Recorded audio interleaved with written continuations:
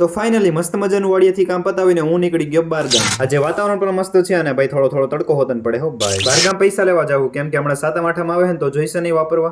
એક બાર દિલા દે. બેંકે આવી ગયો, બેંક તો ખુલ્લી હતી, આપણો મેળ પડી ગયો. બહુ જાજા નથી ઉપાડ્યા, થોડાક જ ઉપાડ્યા છે. બેંકે જ પૈસા ઉપાડે ને હું નીકળી ગયો વાળ કપાવવા માટે. વાળ નથી કપાયા એના 2-3 મહિના થઈ ગયા તો મેં કીધું હવે તો વાળ કપી જ નાખ. તો ફાઇનલી મસ્ત મજાના વાળ મેં કપી નાખ્યા.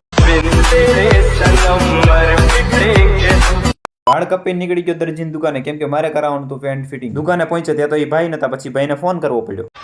બધાય કામ કરીને આપણે પહોંચી ગયા ઘરે. હાલો તો ઘરેથી નીકળી હવે પાછા વાડી બાજુ.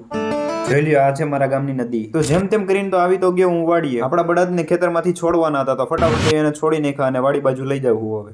થોડાક દિવસથી ચકલા બધી ચેન ખાઈ જાય તો મેં કીધું આજે સીસો ભરીને વધારે ચેન નાખી દઉં. મસ્ત મજાની ચેન નાખી દીધી ચકલાઓને. વાડીએ હોય તો આપણને હક તો ન થાય. આપણે એક વાડીએથી નીકળી ગયા બીજી વાડી બાજુ. કૂવો આખો ભરાઈ ગયો, થોડું પાણી નહીં વારવું પડે. આપણી વાડીએ મસ્ત મજાની માંડવી પણ થઈ ગઈ હો.